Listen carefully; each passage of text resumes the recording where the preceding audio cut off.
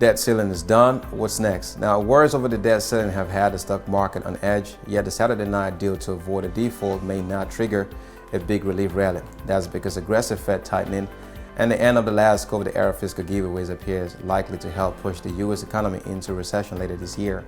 The rocket fuel of easy money and excessive government spending that propelled GDP, inflation, and for a while, the stock market is nearly spent. A fiscal hangover is just beginning. While the debt ceiling deal reached by President Biden and House Speaker Kevin McCarthy includes pretty mild spending curbs, one detail could pack a punch. News reports indicate that the deal will codify into law the Biden administration's planned end of the student loan payment freeze that has helped fuel spending over the past 3 years. That will likely deepen the spending slowdown at the time that growth already has slowed almost to a stall. Yet the Federal Reserve, after 5% points of rate hikes, may step even harder on the brakes. After last Friday's harder than expected PCE inflation report, Wall Street now thinks another rate hike is likely in June or July.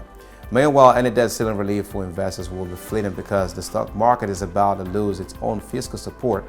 The Treasury's inability to issue debt in recent months has more than offset Fed effort to tighten financial conditions by unloading assets purchased during the COVID-19 pandemic.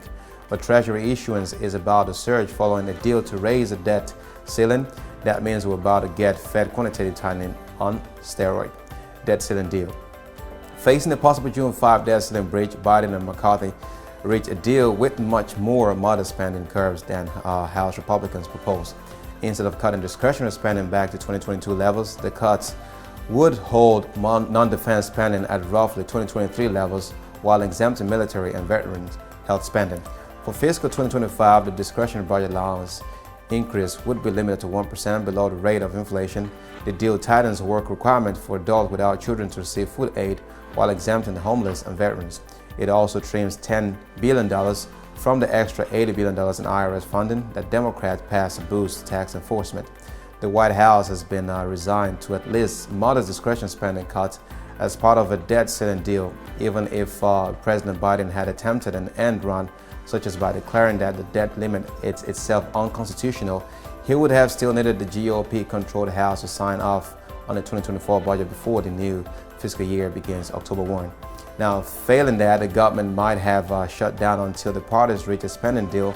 The last partial shutdown under former President Donald Trump eventually grounded air traffic while delaying paychecks for 800,000 federal workers as well as contractors. A repeat scenario would surely amplify U.S. Recession risk. McCarthy may have had limited leverage since any deal would need Democratic votes to pass. If he pushed too hard, Biden also may have resorted to a controversial plan to get around the debt ceiling. Fiscal drags to U.S. economy. Now, after dodging recession fears in 2022, the U.S. economy appeared to rev back up to start 2023. The Fed responded by turning even more hawkish now that the burst of growth, which was helped by a mild winter and an 8.7 cost of living boost to Social Security benefit, is looking like the last gap of pandemic-era fiscal fuel. Two of the last remaining COVID-era support for household finances have now hit their end date. Emergency SNAP, Supplemental Nutrition Assistance Program benefits recently expired. That amount to a hit of $95 per month for eligible households, or nearly $50 billion per year. Medicaid income limits suspended at the start of the COVID pandemic are now returning. That could knock up to 17 million people out of the program over the next year, leaving them to find more costly insurance coverage, a Case of Family Foundation and analysts find. Now, COVID-19 pandemic-era giveaways hard to overstate how pandemic-era fiscal giveaways and ultra-low interest rates transform household finances.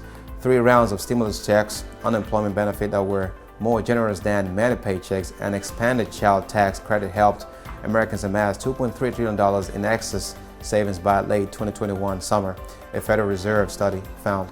Now, an epic mortgage refinance boom cut average monthly payments by $220 for about 90 million families, the New York Fed says. Another 5 million capitalized on lower interest rate and higher homes values to take $430 billion worth of cash-out refis. Another New York Fed study estimates that student loan borrowers saw a $195 billion worth of payment waived in the first 2 years of the moratorium, implying that sum has now grown to around $330 billion. fiscal fuel for inflation spikes. All of this helps explain why the U.S. economy has held up through 500 basis points of Fed rate hikes, twice the level of tightening that proved untenable in the last cycle. Yet it also explains why the economy has suddenly become more vulnerable to recession. That massive boost to savings, even as consumers splurge and pay down debt, mixed with the pandemic supply chain disruptions to set off an inflationary chain reaction. Because consumers had so much spending power, businesses held the pricing power to afford hefty wage hikes and still reap unusually wide profit margin. Hiring remains strong because wage hikes helped to sustain robust demand. Plus, households gradually began to spend down their extra savings, piling up credit card debt amid high inflation and fast rising interest rates. Finally, to start 2023, the biggest inflation outbreak in 4 decades produced the biggest Social Security cost of living increase since 1981. At the same time, employers coughed up one more round of outsized pay hikes as the labor market remained tight. U.S. economy sees consumers pull back. Yet that cycle has now likely run its course. The consumer already pivoted in the fourth quarter of 2022. The urge to splurge drove the savings rate down to 3% of disposable income by September 2022 from close to 9% before the pandemic, boosting consumption by about $1 trillion at an annual rate.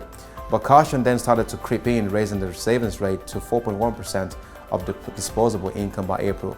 Even so, William Blair economist Richard D. Chazzo figures that consumers already have spent more than 75% of their excess savings hauled during the pandemic.